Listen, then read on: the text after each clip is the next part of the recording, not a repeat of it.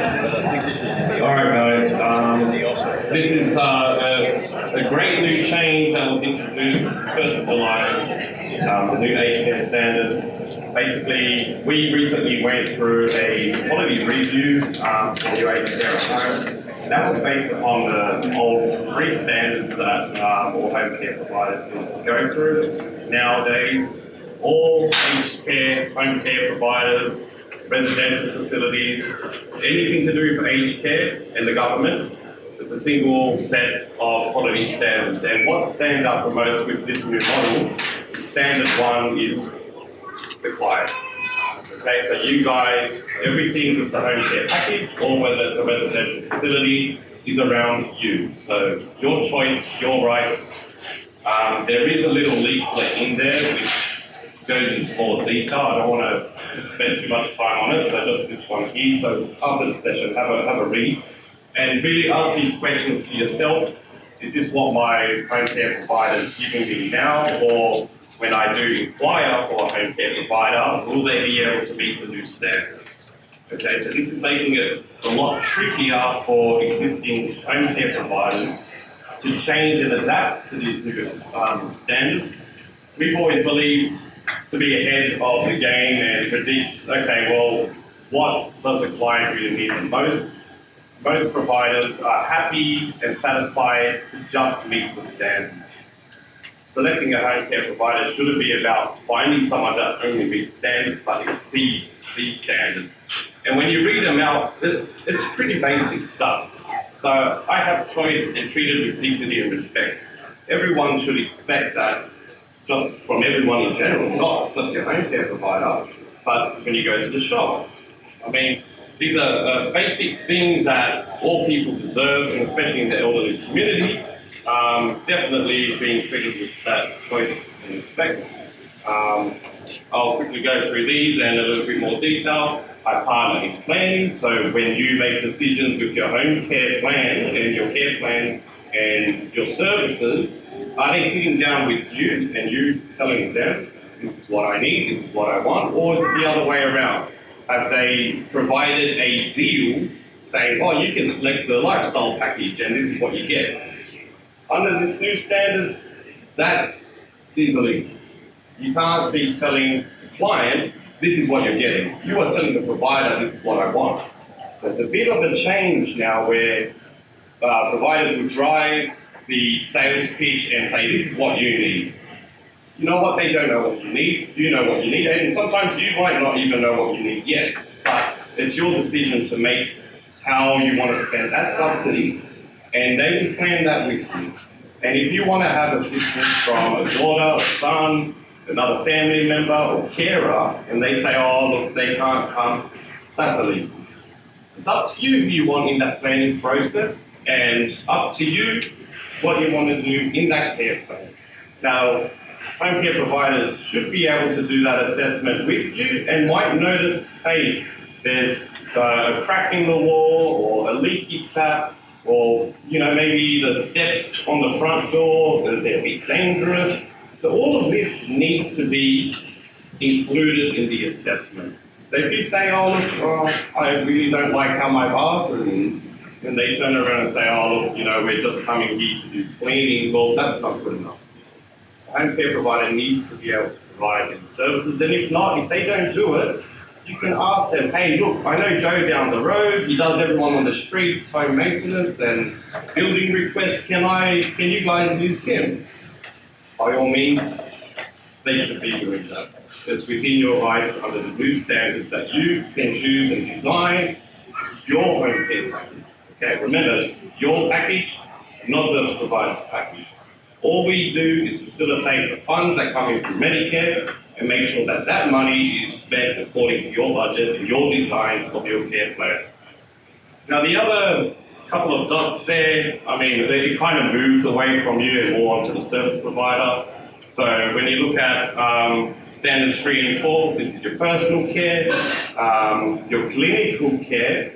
So if you need any help with wound management or you have major health issues, there should be a registered nurse at a minimum covering that and watching that for you and managing it legally, in confidence, and obviously Privacy Act, making sure no one can see these health issues, because we don't want a support worker that might not need to know about these issues. And again, that's all your right, your choice as to who gets to see this information.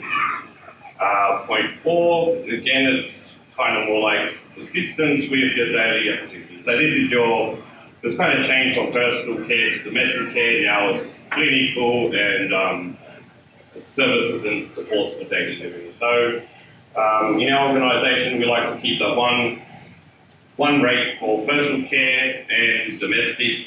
And I did mention this before. Be careful when selecting, because they might charge an extra $20 for someone to do a shower, and that might throw out your budget because you need someone to help clean on Friday or someone to take you shopping on Thursday. So carefully plan out those services with the service provider to make sure you can get every single thing that you need out of that package.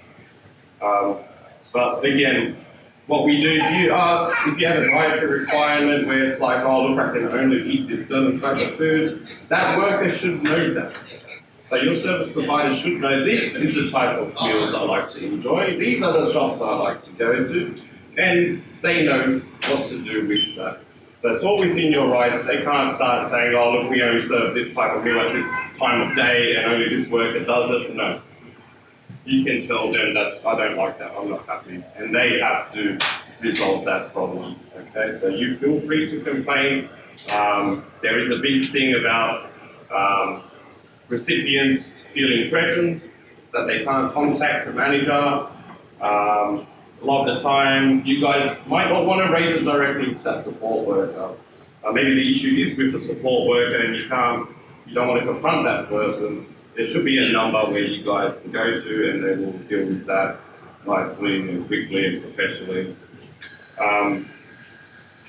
Number 5 is an interesting one because it doesn't apply to home care yet, even though they say that it's a single set of standards, but it's basically your environment, the service environment, i.e. your house. Basically this standard is more for residential facilities, but I do feel further down the line, once these have been adapted and everyone's doing it, that they're going to say your house needs to be well maintained and we're helping you guys look after that. So yes, within the home care packages we do have things such as home maintenance, home modification and anything really to support you on that.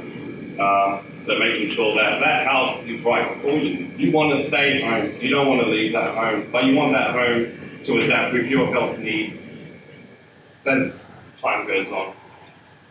6, I just covered feedback and complaints. So yes, they should be actively seeking your feedback. Are you involved in the planning and the future of your home care provider? Do they take input?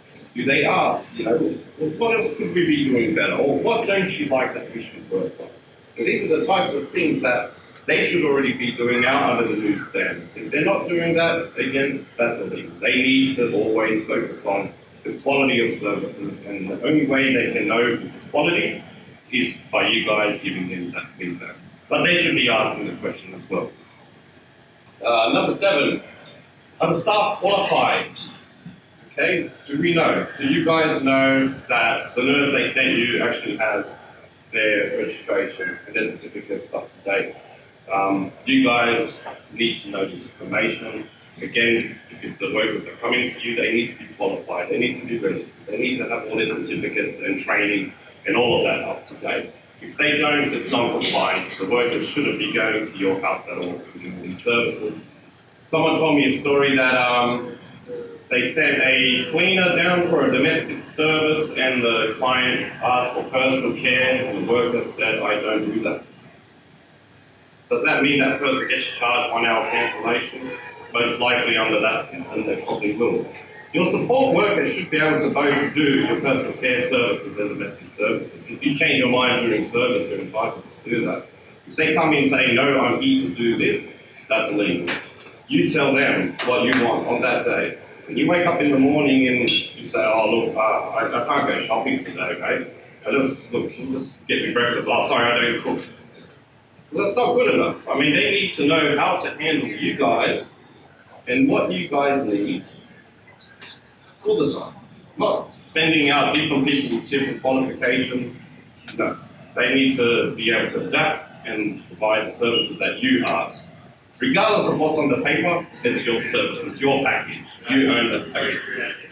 And finally, the last one is your organizational governance, which again I did mention. Are you involved with the planning of that organization? Are there any feedback? Are there policies and all the procedures clearly written? Are they giving you access to documentation? Is it legal? You know, are there any dodgy things going on in there? And you should feel free to ask anything that you might notice is not right with your service provider.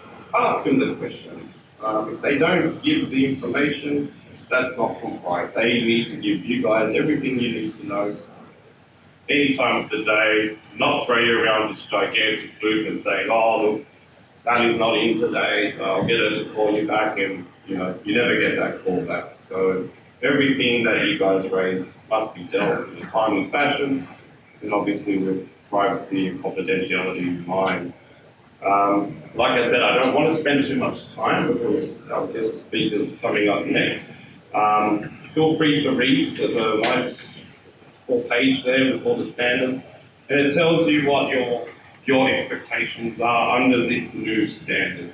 So this is really going to raise the bar for home care providers, which is great news. You guys have far more control over things, and they must tailor the whole thing again. Number one, it's you guys, okay?